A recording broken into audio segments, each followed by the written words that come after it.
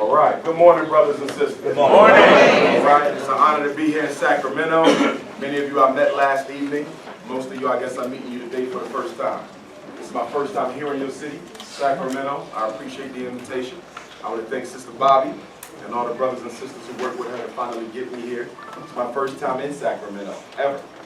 And I'm hoping that it's not my last. One thing that we want to do here today before I leave is I want to make sure all of you guys sign up. When the new year came in, 2014, January 1st, I embarked upon a new initiative, the National Independent Black Parent Association, to organize all black parents and those who may not have children but who care enough about someone else's. Because in African culture, the children belong to the village, not the parents. You are only the vessel. They are not your children, which means the community has a right to step in when you're not raising them accurately and effectively. Okay, so I'm saying that so no one asks the question, can I sign up and I'm not a parent? You are a parent. Okay? The Sacramento Independent Black Parent Association is going to comprise of 7 committees, and I want to explain them to you because in a minute I'm going to pass around the sign-up sheet, and I want you to know what you're signing up for. I'm going to need your name, your phone number, and your email address. That's most important. Your name, your phone number, and your email address. What is also important, but you do not necessarily have to decide today, and that is which of the 7 committees you want to belong to, that you want to help out with. Now, some of you might say, I'm interested in more than one. First, you have to prove that you can do the work at one. Because black people are notorious for volunteering for things. Notorious for signing up. And notorious for being missing in action when it's time for a sign. Talk to them. So you can only sign up for one. You cannot sign up for 2. The first committee, and these are in no order, is the Special Education Committee. We need a Special Education Committee in Sacramento because too many of your black boys are being put in special ed for no reason other than the teacher doesn't want to be bothered with them. Right. They're being thrown away into special ed jail, which is the missing link that is never talked about in the school-to-prison pipeline. Once they go into special education, they can be legally miseducated. Legally miseducated. In case you don't know, whenever a child goes into special ed, the school gets extra money. Special ed children are worth, on average, 100% more than the regular children. So you got a kid in 5th grade, Sacramento public schools might spend $8,000 a year to educate that child. Once he's misdiagnosed with a learning disability, or mild mental retardation, emotional disturbance, or ADHD, he's not worth $8,000 anymore. He's now worth $16,000. And they get that extra $8,000 each and every year that child is in special ed. So here's my thing. For the children who are in special ed, and some of them do need it. Most of them don't, but some of them do need it. We have to make sure special ed is working for them. For those who don't need it, we got to get them the hell out. We got to have an underground railroad that busts our kids out of those bars of special ed and put them back in a regular classroom. So the Special Ed Committee is going to do that. The first responsibility of each of the 7 committees is research. We have to collect the data. You cannot come up with a plan of action without the data. So we need to know how many black children are in special ed in Sacramento. Not just overall, but by school.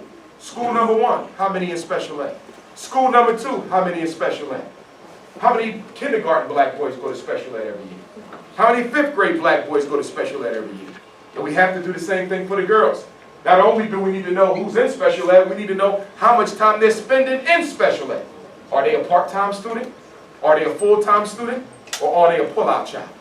Do we have children spending all day in special ed, which is against the law, if you cannot justify that? If your child has a math disability, they should only be in special ed for math. Okay. But your child is in special ed all day. Lunch, recess, gym, everything. That's against the law. That's called segregation. And we're going to talk about that because special ed is a legal form of segregation. But because it's segregation, you cannot isolate that child from the regular class with any more time than is absolutely necessary for that child to learn. So if you tell me that your child has a reading disability and you feel that that child only needs 2 or 3 hours of help a week, why are they spending 35 hours a week in special ed? So that's why we need a special ed committee. Very important. Next committee is school discipline. Too many of our boys are being suspended on a daily basis. Too many of you are being called to come and pick up your son early 3 and 4 times out the week. Being made to sit with your son in class, which is not supported by the law. After school detention, school exposures. The United States Department of Education just released a report a few months ago saying that black boys in kindergarten and 1st grade just broke a record. They have the highest expulsion rate for kindergarten and 1st grade boys in the history of the United States of America. So the question becomes, what can a 5 or 6-year-old child do? What can a kindergartner or first grader do to be kicked out of school for the rest of their childhood? We have to understand something. White supremacy doesn't put black people in groups. We're all in one box. And it doesn't divide our boys up into groups either. Whether he is 3, 13, 30, or 103, he will be treated like a man. And he will be made to suffer the consequences. So we have to make sure we're there to protect him. Unfair discipline. Why is he being tested for special ed for being 2 grades behind reading? When I look at his suspension record, I see he's missing on average 5 days a month on out-of-school suspension. That's why Raheem can't read, because the teacher never leaves him in the classroom long enough to learn how to. And then we got to get on you parents, because too many of you are using special ed as an excuse not to do your damn job at home. Special ed is your out.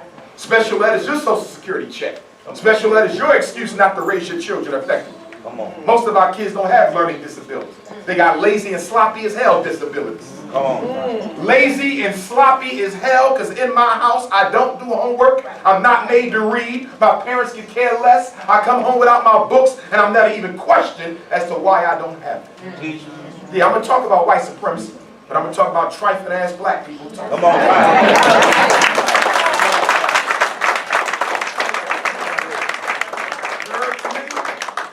Third committee, school finance. School finance. Sacramento Public Schools, that's a multi-million-dollar budget. Do we know where the dollars are going? Do we know specifically what the line item budget is for the Sacramento Public Schools this year? How much money goes to after-school programs? How much do they spend on contracts?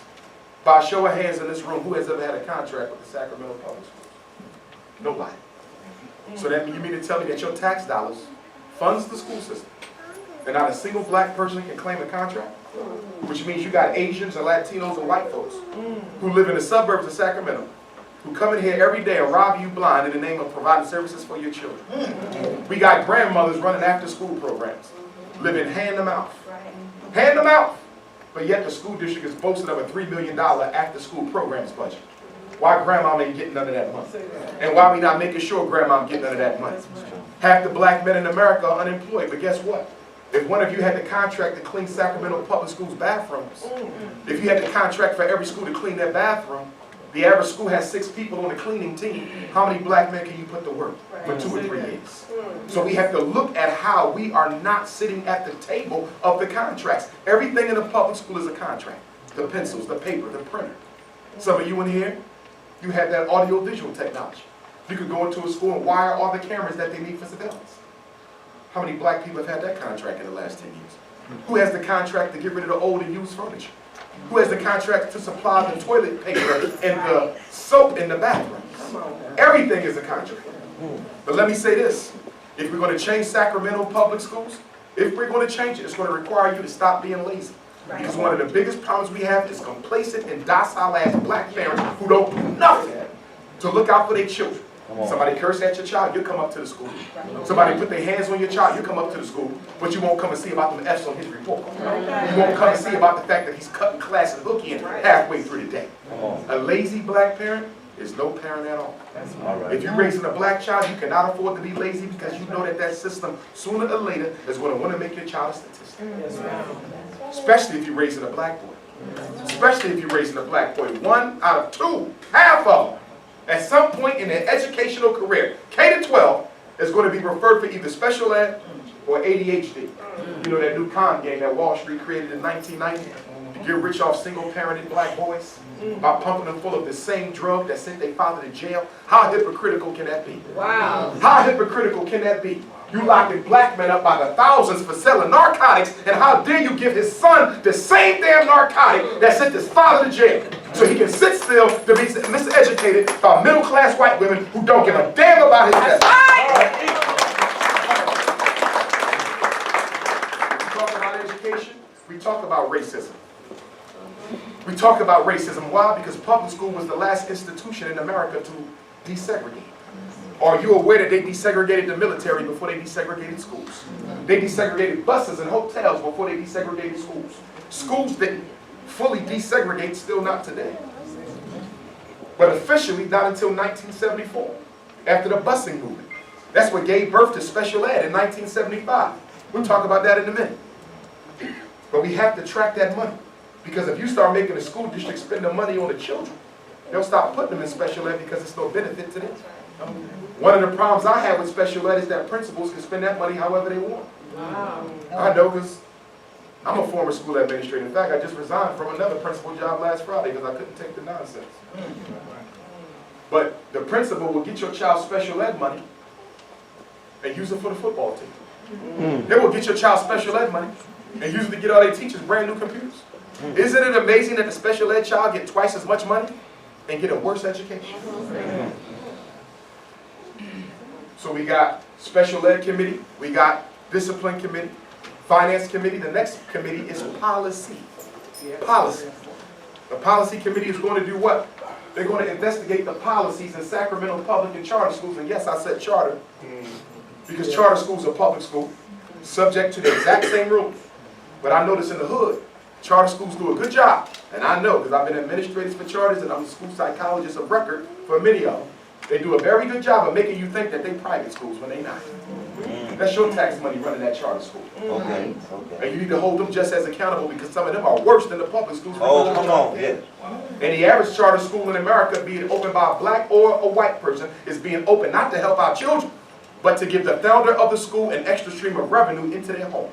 The charter school is an economic stimulus package for broke-ass white folks who can't find another way to make some money. Exactly what happened here. It's happening all across America. In fact, the charter school is the new face of gentrification. That's right. They want to take back the ghetto in Sacramento. You know what they're going to do? They're going to send a group of white folks in. They're going to take out a charter school application. They're going to go all through the neighborhood telling the black people that we're going to open up a school to give your child a better education. But what they're not telling you is 99% of our employees will be white, just like us. And when they hire those 99% white employees, just like them, they're going to come from the suburbs, move into the ghetto of Sacramento, buy up all the abandoned properties, raise the property value. And in 10 years, the charter school that you thought was for black kids was for white people. That's right. The charter school is the new face of ethnic cleansing. So if you want to support a charter school, you better know who's opening it. You better know the political agenda behind it. You thought it was for your kids. 10 years later, it's for all the white kids. Yeah. White supremacy.